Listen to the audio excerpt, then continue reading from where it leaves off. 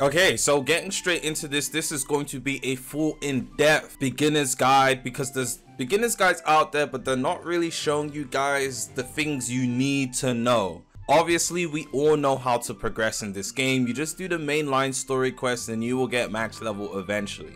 There are a bunch of side quests you can do, but all of those are optional. Some of them do give a good amount of EXP. Explore the game at your own will. But this isn't going to be a leveling guide. This is a full guide, because there's a lot of different mechanics and features in the game that you guys don't even know exist. You don't need a guide on how to level when the game shows you exactly how to do that by playing it. So let's get straight into this. Let's start things off at the beginning.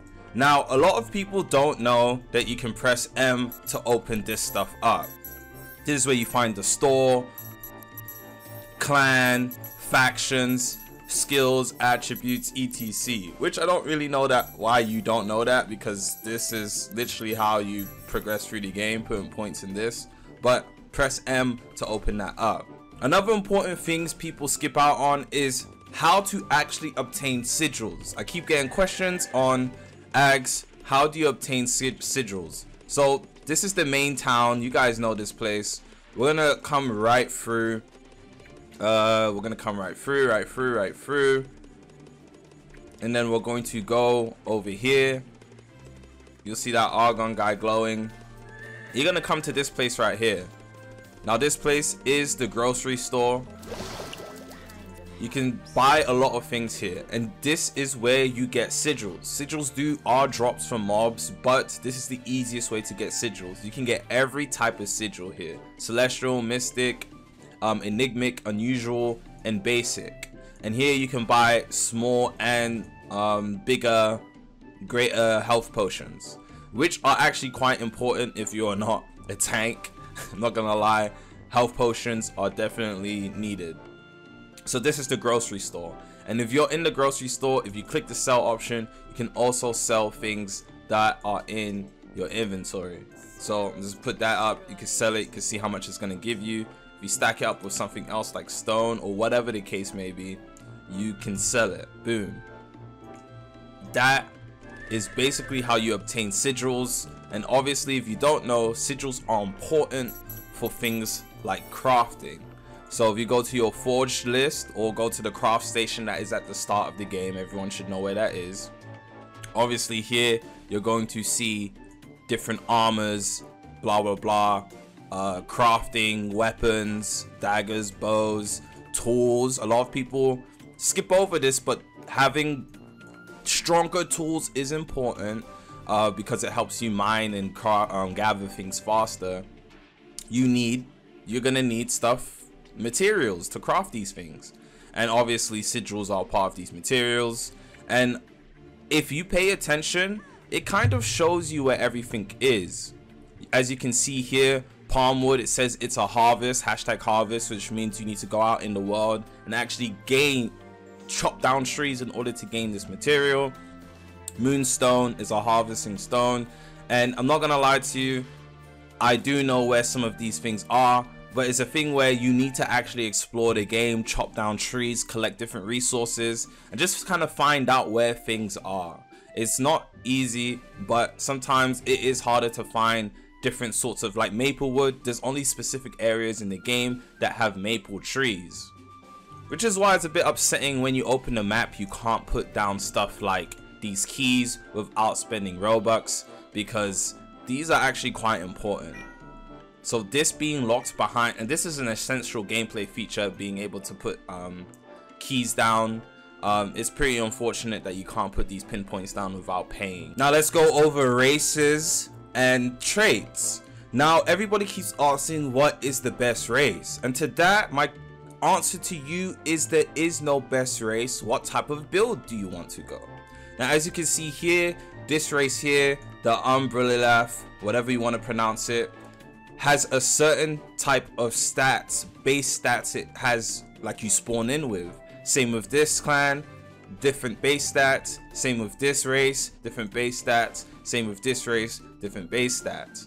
Now with this, if you read, it says it excels in speed and critical strikes. So you have high dex, pretty decent strength, and then everything else is just like int, whiz, and con, pretty low, fairly low, or at least lower than its dex. Now, if you don't know what dex means dexterity, and this stat enhances how fast your M1 speed is to a certain extent, and your critical strikes. Now, critical strikes in this game, I feel like the scaling isn't that great, so I don't think focusing on a dexterity build in this game is viable at all. For some reason, the devs didn't really make dex as important as it should be. Maybe in the future, dexterity will get a buff. In my last playthrough, I did use a dagger bow class, and I tried to main dexterity to get the highest possible crit chance as possible, and it ended up actually nerfing my overall damage. I went high dex, medium strength, and I had the critical trait, and my damage output by level 30 was actually really lackluster. So I don't actually recommend ever using a dexterity build. If you went this clan, yeah, you might want to reset. When I say clan, I mean race. Now for this race is the race I have currently, and as you can see, it has high strength and high constitution, physical power and health, and then as you can see here, low magic resist, low magic power, and low in speed. So overall, this clan is pretty slow in terms of their M1 speeds, and even the movement, very slow, very grounded, which is why these guys typically tend to be tanks, bruisers, or warriors, which is why I main the greatsword class. Now with this guy, I focus my points primarily in strength and constitution, and if you don't know, con is constitution and it increases your health. So I put my points in strength and con, so I'm pretty tanky and I still deal a lot of damage. I'm like a knight. And with this build, obviously I go greatsword, and my secondary is a bow, which I don't really use that often. The greatsword is my primary weapon in this game. Now if you wanted to go the clan or the race that has the tail, let's just call it the cat race, it's pretty well balanced overall, so you could actually do whatever you wanted with this. I do feel like it takes the edge out of your early game if you pick a race that has a balanced stats sheet, because a balanced stat sheet doesn't really do you anything unless you want to do something like dagger and mage, whereas like I guess you would put points in strength and intelligence, but that's pretty stupid because you're going to not deal as much damage per second or DPS as you should. So races like this are pretty irrelevant in my opinion, mainly because there's no point of having your stats distributed evenly throughout your playthrough. It just doesn't make sense, so there's no point wasting stats at the start of your game regardless, so we skip over it. And the second most important race behind this, well, it could be the first if this is going to be your build, but these two are definitely the most important. The ice elf race, whatever you want to call it. As you can see, they have high magical power and high magical resistance with high whiz and high intelligence. Now the reason they have high intelligence is because intelligence, int, is what scales your magic damage. High int means high magic damage. Your abilities are going to deal more damage, and your wands and staffs, fire staff, etc, again, more damage. And then whiz increases your mana. Obviously, if you're a mage, you're going to be spamming abilities quite a bit, and you're going to need your stamina, your mana. So obviously you're going to need a pretty good whiz in terms of, you know, your mana pool. So you're going to be primarily focusing on your intelligence and your whiz. Maybe occasionally you put points in constitution because you don't want to get one shot all the time, but primarily your points are going to be going into intelligence and whiz.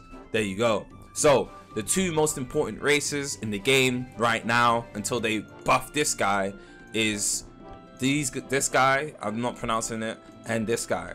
So either you're going, in my opinion, one of these two. You want to go warrior, you do this. You want to go mage, you do this. Now if you want to do dagger, bow, or whatever the case may be, I would I recommend, I don't know, I think I would go this, to be honest with you. Still, even though Dex isn't that good, it's probably better than using all your points evenly, because I guess you would go a mix of Dex and Strength. So yeah, Dex, Strength, and then put points in Con, because you don't want to be too squishy. So I don't really dagger classes are cool, but you deal more damage with Warrior at the moment. Until they buff crits, I feel like focusing on dexterity and strength probably isn't the move, rather than just going pure strength with your health. You do a lot of damage and you just don't die. And then if we go on to traits, we're just going to continue on. Obviously traits here, traits all do different things. I really don't want to spin, I'll be so real. But yeah, with the traits you have the Vitality Fusion, which gives you mana, max HP, which is actually good. 200 plus max HP is always good. You have the defensive, which increases your defensive stats. I'm not too sure what it gives because I can't see a trait page here, and I don't want to spin. And then you have critical. Obviously if you're going dagger, you would want that, but critical's kind of mid right now, so I do recommend spinning off of it. You have endurance, which is pretty good too. Enough yip yapping. Vitality Fusion, mystical, and mighty arcane are the best, right? So mystical gives you crit chance, it gives you physical damage, and I'm pretty sure it gives you intelligence. So mystical is pretty good, is pretty good all rounded, very good. It's better than just going critical. And then mighty arcane, if you are going intelligence, like if you're gonna go a mage build, you definitely want mighty arcane. So obviously mystical, mighty arcane, and Vitality Fusion are the best in my opinion, the ones you should be aiming for. I don't really think endurance, critical, and defensive matter. That's just my opinion, don't take it from me. Spin, read the stats. If the stats line up according to what you want to do, then do that. Simple as that. Okay, next we have the marketplace and how to use it efficiently. So the marketplace is gonna be important in the late game more than it is the early game, and I will kind of expand more on that later, or we can do it now, it doesn't really matter. But marketplace, people are putting weapons up, as you can see. Name, okay, it says name not available, probably glitched. But people are able, and these are all players from in the game, are putting up weapons, armors, etc. in the game. Now what I will say is, you can put your bows and weapons up because there are going to be people looking for bows and weapons, etc. But if you really want to make money, I don't really recommend putting up these low level stuff, level 30, level 40. None of these are gonna really make money right now, so putting these up, no one's really gonna buy them. I guess you can put them up for convenience. So you see the players that put it up for like 50 or 100, there may be players just looking for cheap items that they can just get instantly, so it is convenient to have these up. But you see the people putting these up that have the +1s, well, +2s on a basic fire staff, they're wasting their resources, and I will explain why now. I may as well. Late game, you are going to need scrolls, so wasting your money on scrolls is pretty bad. Now putting up resources is always good. There's always people looking for stones of purity, alloys, etc. So shout out to these guys doing God's work, because people actually need this stuff to craft. So if you're looking for crafting material, check the marketplace, and what you're looking for may be there. Some players realize they can make quick money of putting drops that people are looking for in the marketplace. But yes, going back to putting scrolls on armors, the reason why you don't want to do that this early on into the game is because late game, when everybody's reaching that max level status, there's gonna be rarer, harder weapon drops to obtain. And those rarer, harder weapon drops to obtain, you're going to want to use your scrolls on them. You're going to want to use your weapon scrolls on them, your cursed or mythical scrolls on them. And if you can max out, I'm pretty sure the max is +5. If you successfully get all 5 scrolls to enchant your weapon, your your weapon is going to be dealing a lot of damage basically. And the difference between a regular player and a player people are going to be utilizing in stuff like dungeons, late game dungeons, etc. is going to be how much damage output they can do. So do not waste your resources like the scrolls on basic weapons, because you're going to need them in your late game, please. And also, if you max enchant a weapon that you don't need, putting it up in the marketplace is very hard to max enchant. So people are going to be offering as much money as possible to get their hands on that item. If you have one of the rarest and most powerful weapons in the game and you put it on the marketplace, people are going to eat that up. In the late game, people may not realize how important it is now, but once people see that late game dungeons are going to be super important, you're going to need strong gear and strong weapons. So please do not waste your scrolls, your resources that you're getting now. Look, he plus freed a beginner staff.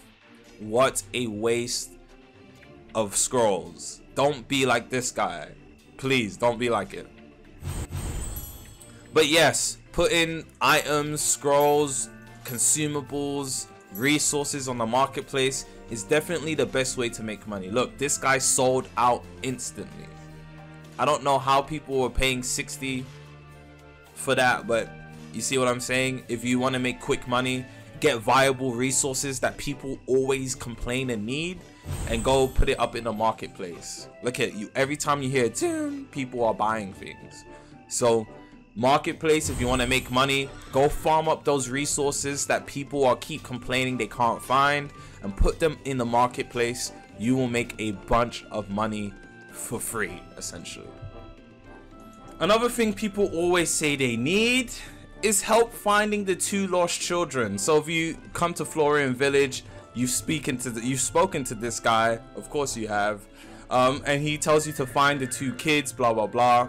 Real quick, one of the kids is literally inside the hut, drawing behind the barrels, and the last guy is in the bush right behind the hut, right here. You're gonna go in the bush and you see Ella. Just like that, you've completed the quest. Look, this guy just completed the quest right now. That's how you do that quest, completely out the way. How to redeem codes is pretty easy. You're gonna click on settings and you're going to click on codes, and that's how you redeem your codes. Another question people frequently ask is how to check what items the mob drops. Now this was actually taught to you in the game before, but I will show you for the sake of it. If you go up to a mob and you click down the middle mouse button, it shows its drops here. So somebody's saying where to get leather, you literally get leather from almost every mob early game, well throughout the whole game. So go up to the mob, you click your mouse middle wheel, and it shows the mob's stats, literally. I do think somebody needs to make a wiki page dedicated to mobs and their drops, just so people can you know, the community can come together and use that, by the way. So if anyone's watching that can make some sort of wiki or encyclopedia or Pokédex, as people call it in Pokemon, for mobs, that would be super useful. I know it's time consuming, but the community definitely needs something like that. And lastly, let's talk about faction. Now factions is genuinely important. If anything, it's one of the most important things in the game. Now I'm not gonna click on change faction because I don't want to actually, I can. So you have 3 factions: Nadil, Elaine, and Tar. And Tar's the most popular one mainly because it's a dragon and it's the coolest, but a lot of people don't actually like read what these guys do properly. Now in my opinion, Nadil and Tar are actually some of the most important too. Elaine is good, but who really cares? I'm not gonna lie to you. Now Olympic ability Flame Strike is pretty good, but you can't use it until you get Diamond Elo in later game modes, etc. Doesn't matter. But what you do get with these perks is a luck boost and Mind Over Matter when you're above 50%, or skills damage increased by 50%, which is actually really good for mages. It's good for all DPS, let's be so real. Pretty powerful faction in general. Now The other really powerful faction is Nadil, and hopefully this video gets people to actually open their eyes. Now, we're not talking about Olympic abilities here because it doesn't really matter that much right now, but Harvest Boost is really good. Increase drop rates from enemies and chests by 15%. You guys don't actually understand how important this is. Now, things like getting mounts for free, getting really good armors that are locked behind chests or weapons. Let's talk about the most important one, mounts. A lot of mounts are locked behind RNG, and most of the time they're like 3%. So if you have a 15% increase with Nadil, I'm not gonna lie, it's pretty powerful. You can most likely get the mounts you want with the drop boost activated. However, those are really super situational, so if you come right back to Thar, it's just kind of better overall, because increasing your luck boost is pretty good, and it's almost the same thing as having a drop boost as well. So luck boost applies to things like items and drops from mobs, etc. So having a luck boost in general is really good, and then mind over matter is really powerful as well in your everyday game playthrough. Compared to, I mean, yes, the Dark Pact is pretty good, but I don't know, I just prefer faction Thar just a tad bit better, and it's a dragon, so you know. But yeah, you pick the faction you want, and the leading faction, when they win events, activates all the abilities, etc. Factions are pretty important, and in order to join a clan, you need to join a faction anyways. So factions explained. And another really important thing that people actually don't know, guys, there is storage in the game. So we're just gonna reset right here. This is where you craft your stuff, by the way, just in case y'all don't know. So we're gonna head back to the main city, town, whatever you want to call it. Bear with me. You're gonna run through the main gates and come all the way down here,